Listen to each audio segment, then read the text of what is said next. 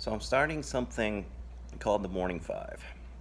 And the thought around this is that it's based on that whole premise of when you first wake up, a way to really get your brain engaged is to write something you're grateful for, um, write stream of consciousness for about a minute, and then list three ideas. You know that general idea when you first get up and it gets your brain going.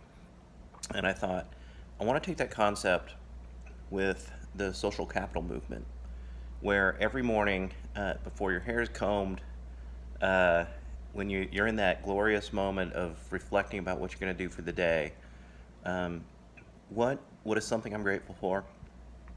What is something I'm thinking about? And then why?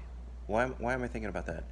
And ultimately, what I would love is it isn't me doing that, but it is a whole bunch of people who take that 5 minutes in the morning and we start getting, hey, what's on our minds today? And why is that important to start stimulating thoughts? So, anyway, with that said, um, something I'm grateful for, and for those of you who know me, are going to just be rolling your eyes.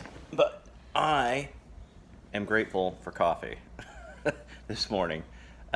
Coffee really gets me going, but it's actually a ritual for me, and it always makes me think of my dad, who always, I think, walking around, he was a dentist, but walking around the house, when we'd go mow the lawn on the weekends, he would always have a cup of coffee in his hand. And so I don't know why. I have to limit it, but I'm very grateful for that. I'm grateful for him.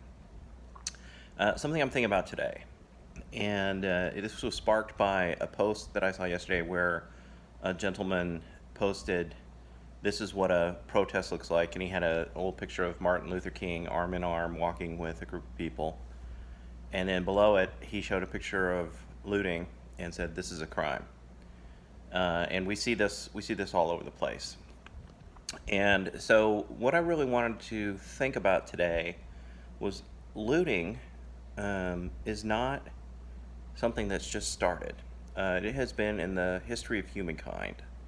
So today I'm going to be thinking about what is it, why does it happen, and what does it symbolize? What is it the result of? And why this is so important to me. And actually, and I want to dig into this idea of social power. Social power is when there is disparity of power of some kind, whether it be economic, physical, uh, theological, ideological.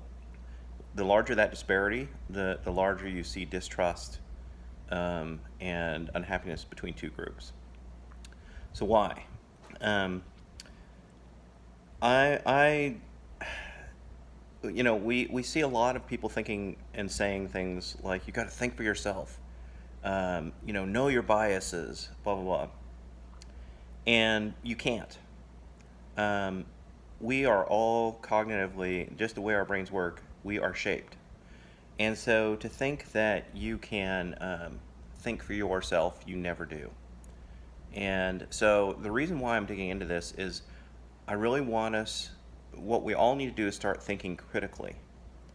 And then on top of that is helping others help us to see our bias, because we can't see it ourselves, no matter how objective we think we are.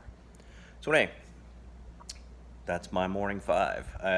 I'm going to start a hashtag with it, and hopefully we can start getting a whole wave of us starting to do this and start to get this library of things we're thinking about and why, and hopefully it will stimulate some thought and this spirited discussion and so forth. And I'm not editing this, because if it's truly the morning five, it's just like, this is me with my hair uncombed, and here's what I'm going to be thinking about today.